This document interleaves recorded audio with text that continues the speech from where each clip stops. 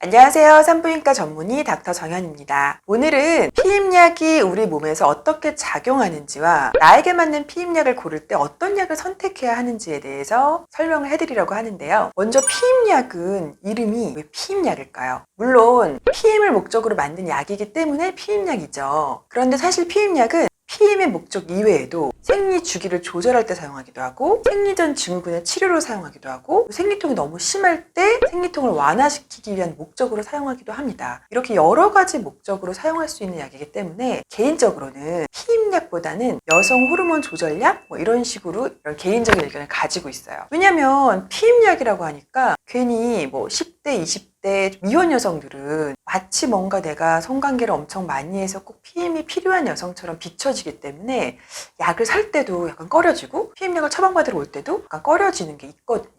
그럼 피임약이 우리 몸에서 어떻게 피임 작용을 하는지 제가 좀 간단하고 쉽게 설명을 해드릴게요. 일단 이 복합 경구용 피임약의 주된 작용 기전은 배란을 억제하는 거예요.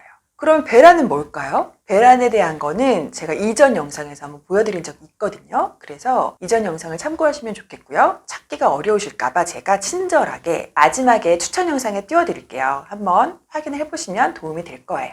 우리 몸의 생리주기는 에스트로겐과 프로게스테론이라는 호르몬에 의해서 28일, 30일 이렇게 주기적으로 호르몬 사이클이 돌아가거든요. 그런데 피임약에 들어있는 에스트로겐과 프로게스테론 성분이 일정하게 들어가다 보니까 이 사이클이 이제 무너지게 되는 거죠. 정상적인 호르몬 사이클이 일어나지 않게 되면서 배란이 억제되는 거예요. 그리고 자궁 내막이 원래는 임신을 준비하기 위해서 부풀었다가 생리하면서 떨어져 나갔다가 부풀었다가 떨어져 나갔다를 반복하는데 피임약을 계속 먹게 되니까 자궁 내막이 점점 얇아지면서 착상을 방해하는 거예요. 그리고 난관의 운동성도 떨어뜨립니다. 또 한 가지는 자궁 경부에 점액을 끈끈하게 만들어요. 점액이 끈끈하면 자궁 경부를 타고 들어와야 될 정자가 잘 못 들어오겠죠. 그러니까 그물을 치는 거예요. 그물을 쳐서 못 들어오게 방해를 하는 거죠. 이런 기전으로 피임을 하게 됩니다. 자, 그러면 경구용 피임약이 굉장히 많잖아요. 대체 이게 어떤 약들이고 어떻게 다른 걸까? 궁금하신 점들이 많을 거예요. 약국에서도 약을 살 수가 있고 병원에서도 약을 처방받기도 하고 나에게 맞는 약은 대체 뭘까? 경구 피임약이 1세대, 2세대, 3세대, 4세대까지가 있거든요. 1세대는 아주 초기에 나왔던 경구 피임약이라 지금은 거의 사용을 하고 있지 않고 2세대, 3세대, 4세대가 어떻게 다른지 간단하게 좀 설명해 드릴게요. 2세대 피임약은 일단 피임약은 에스트로겐과 프로게스테론이라는 두 가지 호르몬제를 같이 가지고 있는 복합 제제이죠. 그런데 이 에스트로겐과 프로게스테론 성분이 조금씩 다른 거예요. 2세대에서는 에스트로겐이 에치닐 에스트라디올 0.2mg이 들어있고 프로게스테론이 레보노게스트렐이라는 성분이 들어있는 거예요. 이 성분들은 안드로겐이라고 하는 남성 호르몬과 굉장히 유사한 작용을 해요. 그래서 2세대를 먹으면 여드름이 나고 털도 좀 많이 나고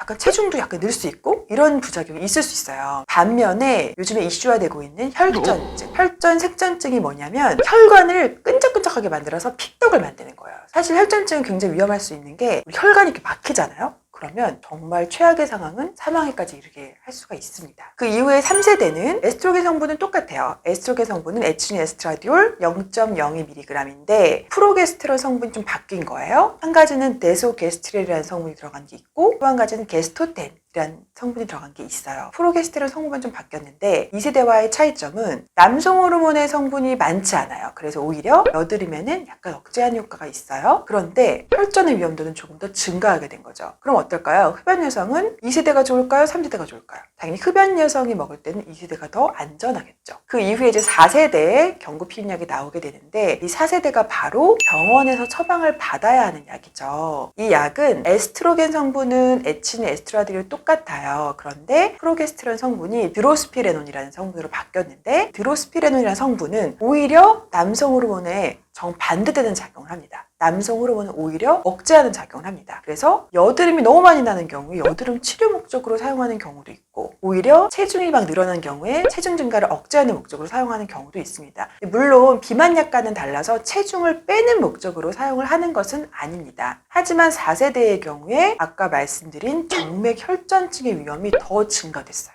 그래서 35세 이상의 흡연 여성은 처방받는 경구 피임약은 금기화된 거죠. 자, 그러면 우리가 피임약을 선택할 때 일단 내가 흡연 여성이다. 그러면 기본적으로는 경구 피임약은 좀 피하는 게 맞아요. 하지만 내가 흡연 여성인데 경구 피임약을 꼭 먹고 싶다 할 때는 2세대 경구 피임약을 선택하는 게 좋겠고요. 내가 여드름이 너무 많이 나고 체중 증가하는 게 너무 싫어. 살찌는 거 정말 너무 싫어. 이러면 병원에 가서 처방받는 약인 4세대 경구 피임약을 선택하면 되겠죠. 네, 이렇게 경구 피임약을 선택할 때도 여러 가지를 고려하셔서 선택을 하시는 게 좋다는 거, 나에게 맞는 약을 선택하는 것이 중요하다는 것을 꼭 알려드리고 싶었어요. 네, 오늘은 피임약이 우리 몸에서 어떻게 작용하는지와 내 몸에 맞는 피임약을 선택할 때 어떻게 해야 하는지에 대해서 설명을 해드렸거든요. 도움이 되셨으면 좋겠습니다. 네, 저는 그럼 다음 주 월요일 날 또 찾아뵐게요. 안녕!